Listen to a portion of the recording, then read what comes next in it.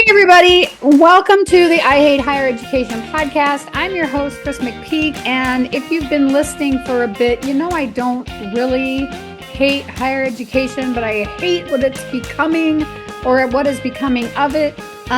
So I made this fun new background thing, but I don't know what happened with the letters. They're backwards. So I'm going to try it again, but I really wanted to get some episodes out today. So nonetheless, you're going to have to put up with backwards letters if you're watching this on YouTube.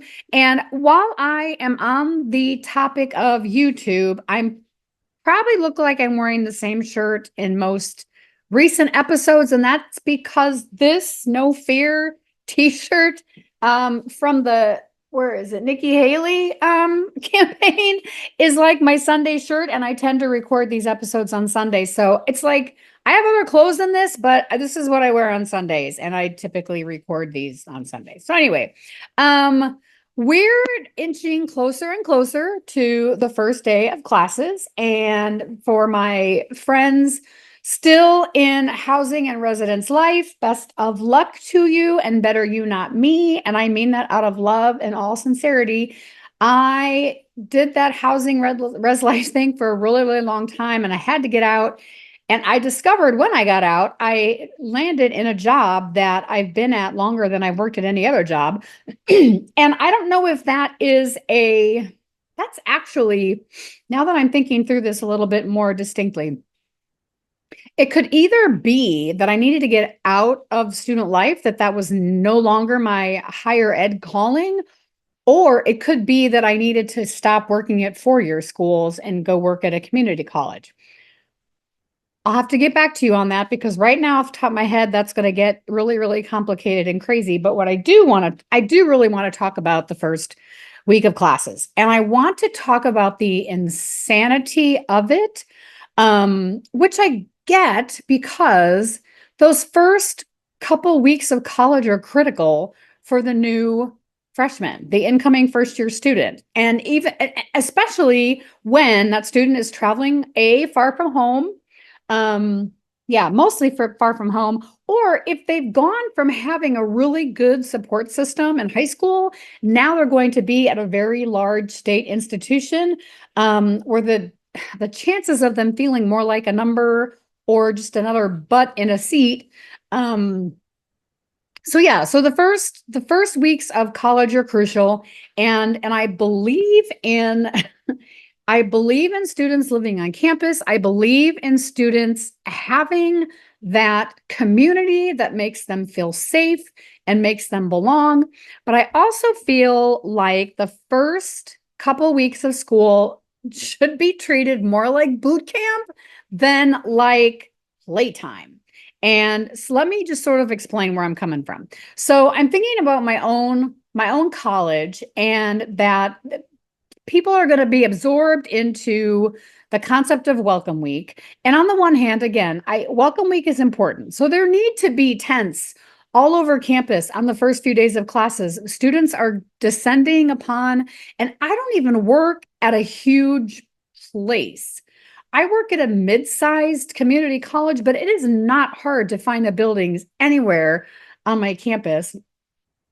But I have worked at pretty large places where knowing how to get where you're going is really important. So welcome tents all over the campus, really important. I appreciate that.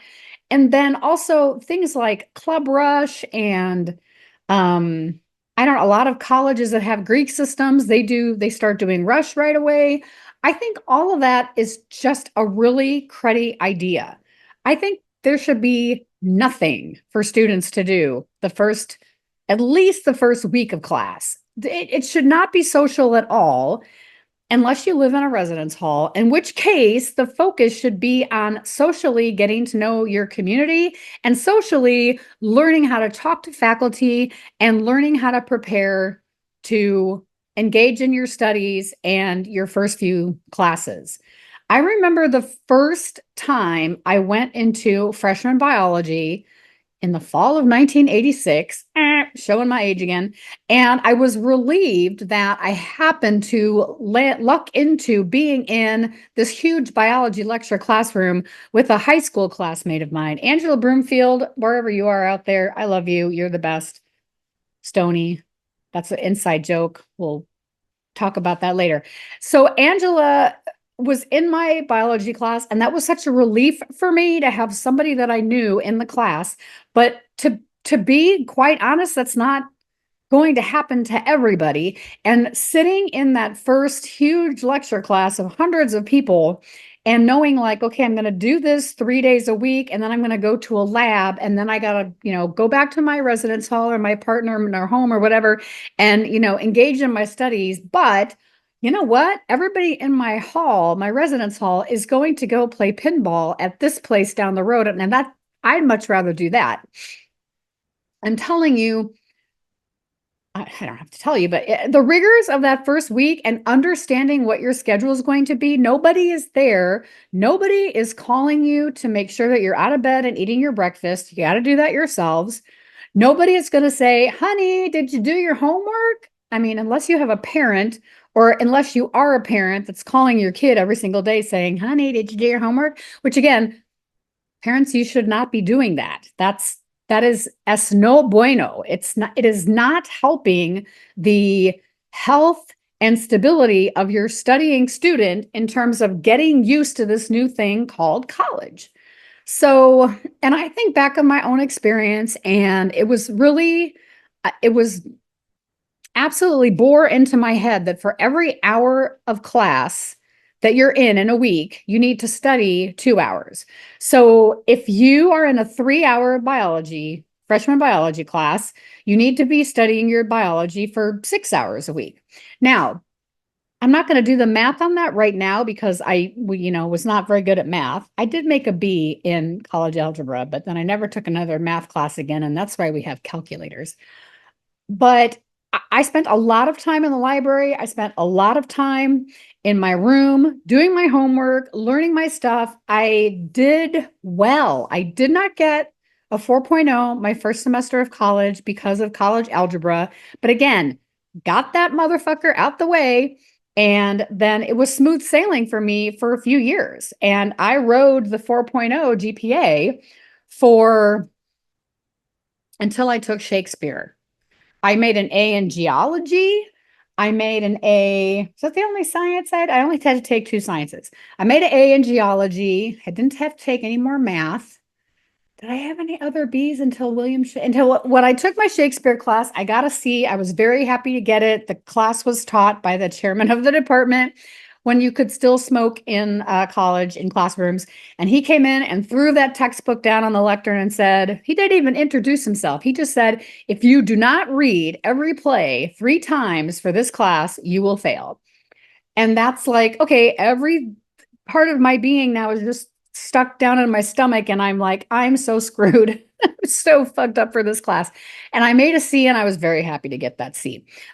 What I'm trying to say here is that I think it's so important for college students to establish themselves as students, because as much as college is a really important socialization and adulting piece of life, you're also there to learn, to earn, and to land in that place where you're going to become, as my father has said, a fully functioning adult member of society.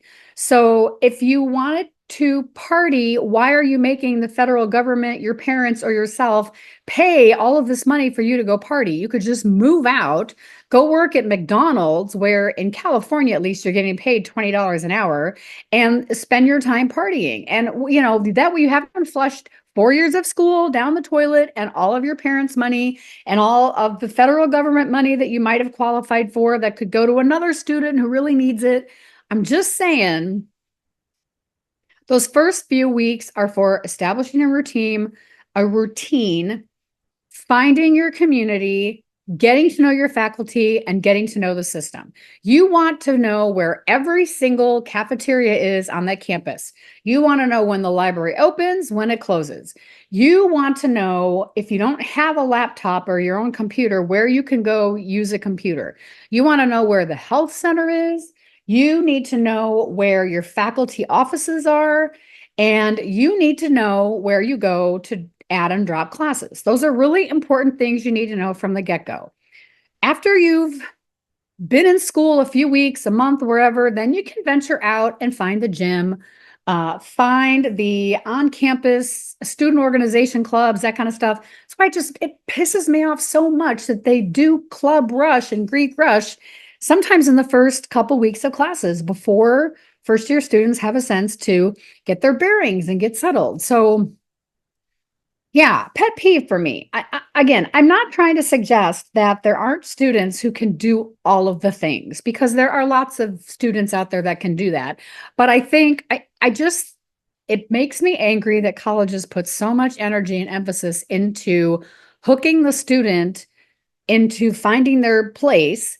And a lot of them never do get a routine together over the reason why they're there in the first place. And if all you want to do is meet new people, you get a job, or you go backpack in Europe if you have the money. Go do that kind of stuff. But college is meant to be the place where you are gaining your bearings to take on a skill, a field, a career, prepare yourself for the additional graduate school that you're going to have to do if you're going to be a doctor, lawyer, any of those things.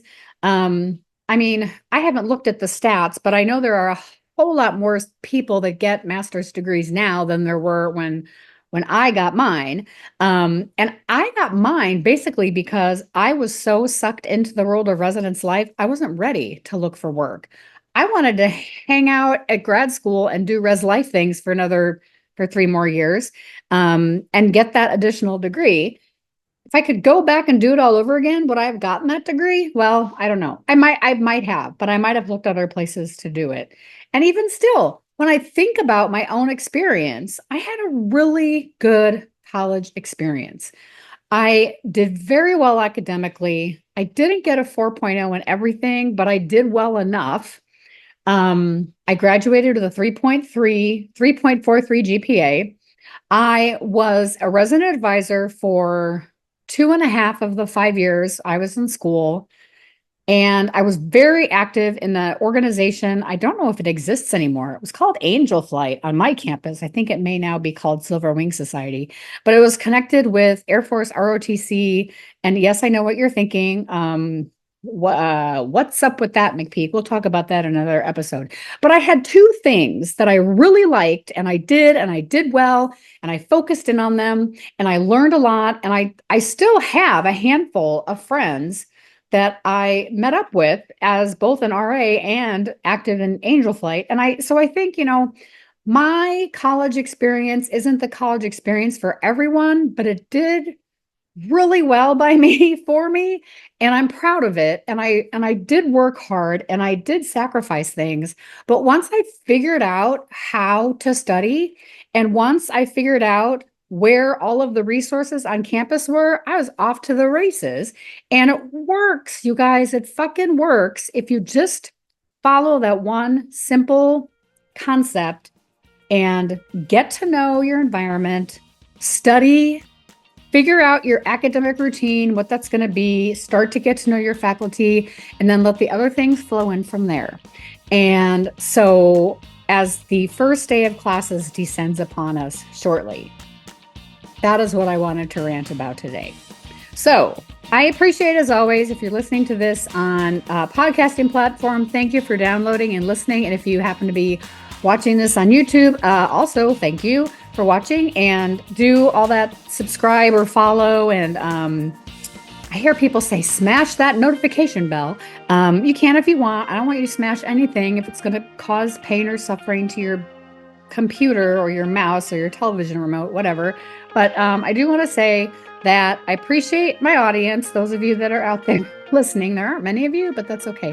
I think sometimes I do this for me more than I do for anybody else, but if you are getting something from it, then I'm grateful for that. I hope you tell your friends. And in the meantime, have a lovely week, and I will catch up with you on the next episode of I Hate What's Happened to Higher Education.